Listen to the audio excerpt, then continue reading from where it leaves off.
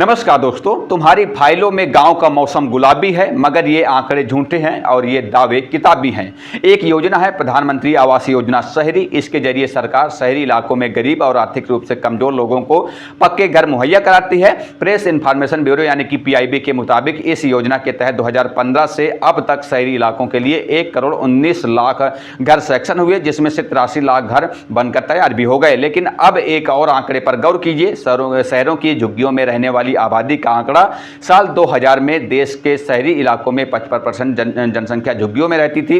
2014 आते आते ये आंकड़ा 50% तक आ गया था। 2014 से 2020 तक इसमें कोई खास बदलाव नहीं हुआ।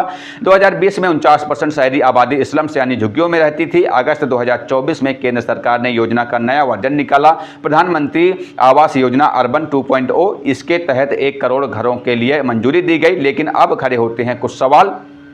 अगर देश में स्लम्स यानी कि झुग्गियां कम नहीं हो रहे हैं, तो फिर सरकार के बनाए पक्के मकान मिल किसे रहे हैं? देश में कितने लोगों के पास अपना पक्का घर नहीं है?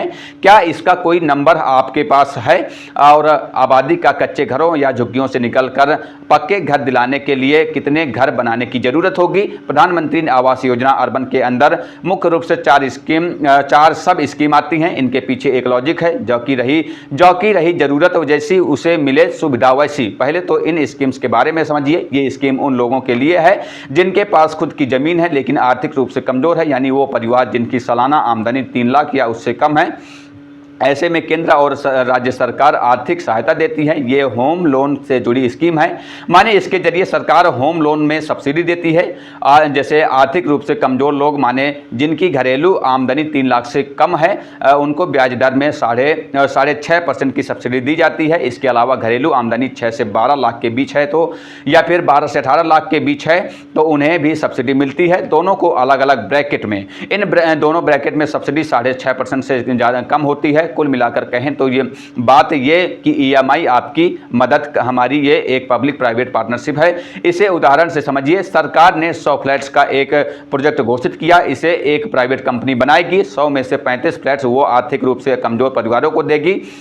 इन 35 फ्लैट्स के लिए केंद्र सरकार प्रति फ्लैट 1.5 लाख रुपए डेवलपर को देगी। कुछ महीने राज्य सरकार भी देगी। बाकी 65 फ्लैट्स प्राइवेट डेवलपर अपने हिसाब से बेच देगा। माने सरकार का भी काम हो गया और प्राइवेट डेवलपर ने भी पैसे कमा लिया और जरूरतमंदों को घर भी मिल गया। इसमें स्लम्स यानी झुग्गियों में रहने वाले लोग, ऐसे लोग जिनकी आर्थिक स्थिति कमजोर है, उनके लिए सरकारी जमीन पर फ्लैट्स बनाए जाते हैं। ये भी प्राइवेट डेवलपर ही बनाता है, लेकिन इसमें से सभी फ्लैट्स सिर्फ जरूरतमंदों के लिए ही होते हैं। डेवलपर इसे भी किसी और को नहीं बेच सकता है। आपने बेसिक तो जाना, अब एक छोटा सा थॉट एक्सपेरिमेंट कर लेते हैं। आपके हिसाब से इनमें से किस स्कीम को इंप्लीमेंट करना सबसे आसान है?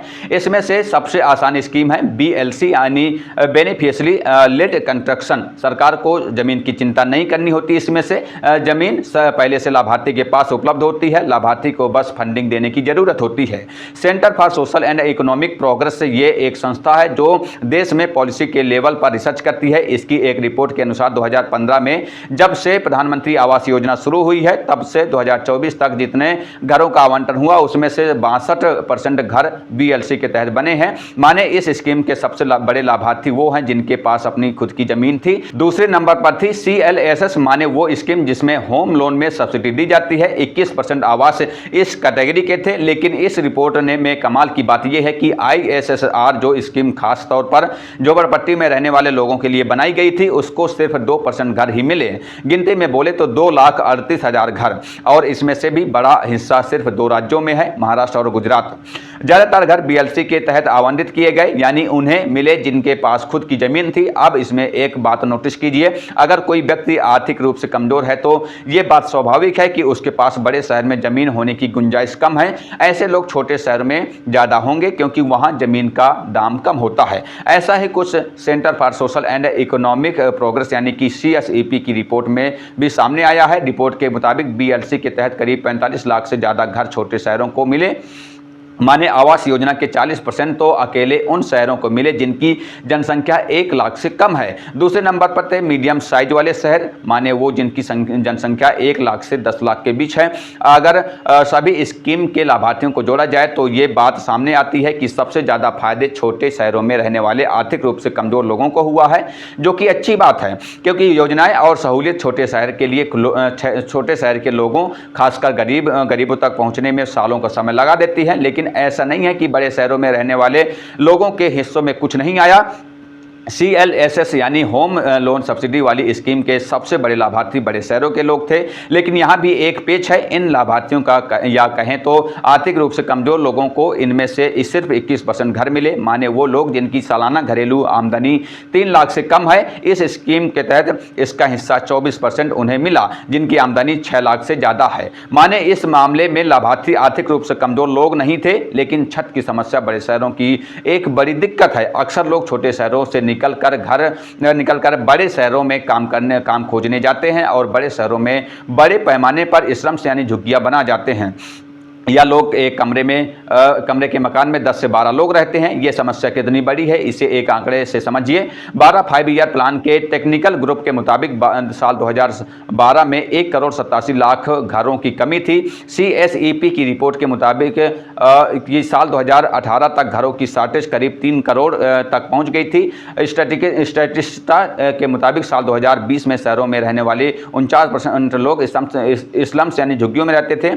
ऐसे में ये बात साफ है कि बड़े शहरी इलाकों में आवास से जुड़ी पॉलिसी की जरूरत काफ़ी ज़्यादा होती है। बहरहाल इस खबर पर इतना ही। आगे की जो भी अपडेट होंगे हम आप तक पहुंचाते रहेंगे। फिलहाल चलते हैं, मिलते हैं किसी नई खबर के साथ। तब तक के लिए बहुत बहुत धन्यवाद। जय हिंद, जय भारत।